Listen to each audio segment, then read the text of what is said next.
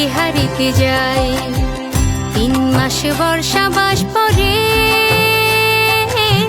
চিবরদান এসেছে ফিরে। দলাদলি ভুলে সবাই পুণ্য অর্জনে চিবরদানে যায়। এবারও নতুন করে চিবরদান এসেছে ফিরে।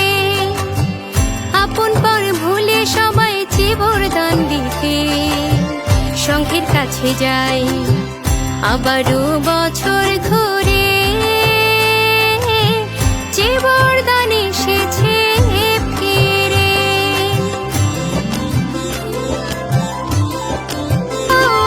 লাগে স্থবির কঠিন চিবরদান করে, চারিয়া পাই যায়নি 30 কল্প ধরে।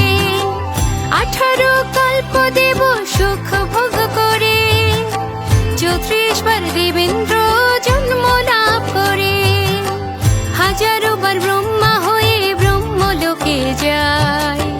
মাঝে মাঝে চক্রবর্তী রাজার সুখ পায় চিবরদান করে। 3 মাস বর্ষাবাস পরে